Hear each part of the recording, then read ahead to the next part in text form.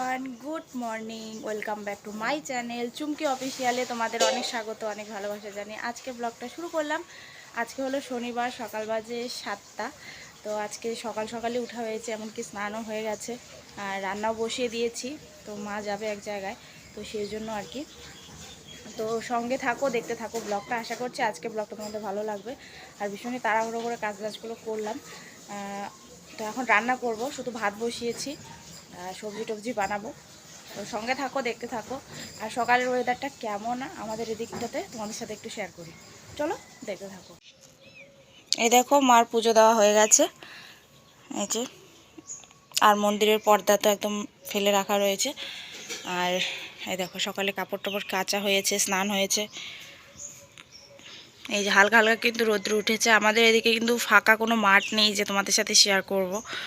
এই দেখো, আমাদের বাড়ির দুটো সুপারি গাছ আর ভীষণ লাইনের তার দিয়ে ভর্তি। আর এই যে আমি। তো চলো, আর বেশি কথা বলছি না, কারণ অনেকটা দেরি হয়ে যাচ্ছে। এই যে এখানে মা আছে, এই যে মা এখানে পেঁয়াজ কাটছে, দেখো। এই যে ভাজা হবে, যে ফুলকপি, আলু, সিম, এখানে আছে পেঁয়াজ কলি, একটা রসুন আর পেঁয়াজ। যে মা কড়াই বসিয়ে দিয়েছে, আর ওদিকে ভাত হচ্ছে। তো দেখো, এখানে কিন্তু ভাতটা বসিয়ে দিয়েছি, ভাতটা ফুটছে। বড় হাঁড়ির মধ্যেই বসানো হয়েছে, কারণ 2 টাইম খাওয়া হবে বলে। আর এখানে দেখো, ভাজাটা যেগুলো কাটাকুটি দেখিয়েছিলাম সেটাই ভাজা হচ্ছে। আর এই ভাজাটা খেতে কিন্তু দারুণ হয়েছিল, টেস্টি। আর এখানে রয়েছে হলো শাক, লাফা শাক।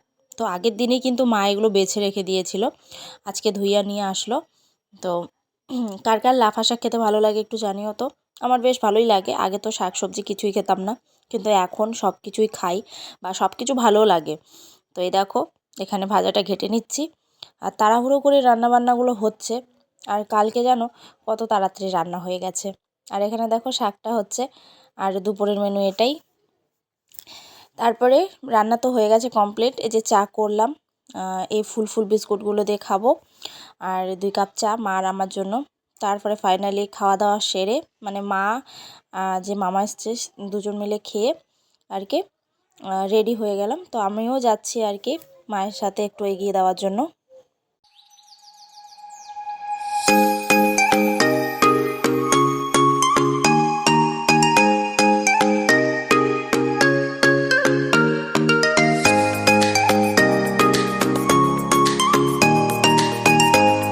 তো আমরা নামতে নামতে কিন্তু মার বাস চলে এসছে। তো এখন মা উঠে যাচ্ছে বাসে। তো অনেকটাই দূরে যাচ্ছে। দেখো, গাড়িতে উঠতে না উঠতে গাড়িটা কিন্তু ছেড়ে দিয়েছে, আর মার বোতলটাও পড়ে গেল ওখানে ছেড়ে। তো মানে প্যাসেঞ্জার ভালো করে বসেও না, মানে উঠেই না, তার আগে গাড়ি ছেড়ে দেয়। এটা কিন্তু একদমই খারাপ। ভালো করে বসে প্যাসেঞ্জাররা বসবে তারপরে তো, বলো।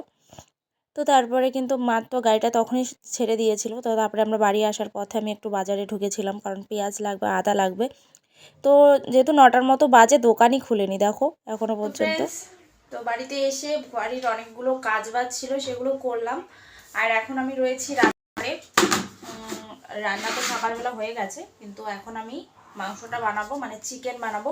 চিকেন বানানোর জন্য দেখো, এখানে আমি আলু, পেঁয়াজ, টমেটো, লঙ্কা, আদা, রসুন, যা যা লাগে আর কি সব কিছু কেটে নিয়েছি। এখন শুধু মাংসটা বানাবো। ঘরের কাজকর্ম একদম কমপ্লিট করলাম। তো চলো এবার মাংসটা রান্না করি। আর তোমরা তো দেখলেই মা চলে গেল, মা গেল কাজ করতে।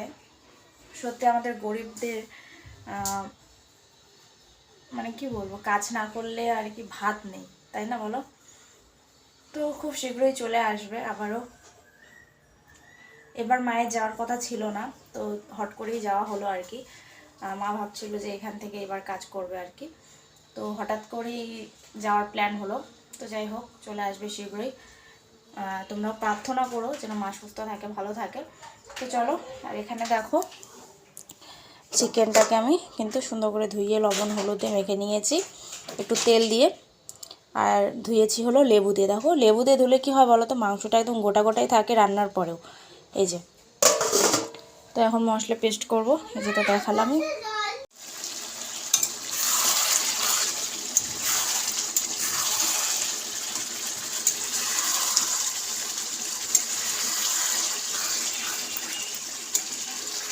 ফ্রেন্ডস, এ দেখো চিকেন কষা নিয়ে নিয়েছে আর এখন বানালাম হলো পরোটা। এই যে এখানে 3টে পরোটা আছে, একটা ছেলেকে খাওয়াবো আর 2টো আমি খাবো। তো আজকের ব্লগটা তোমাদের কেমন লাগলো অবশ্যই কমেন্টের মাধ্যমে জানাবে। দেখা হচ্ছে আগামীকাল। আর যারা যারা নতুন দেখছো আমার ব্লগ তারা প্লিজ আমার চ্যানেলটিকে সাবস্ক্রাইব করে নিও, সাথে থেকো, সঙ্গে থেকো। আবারও ফিরে আসছি আগামীকাল। Bye bye.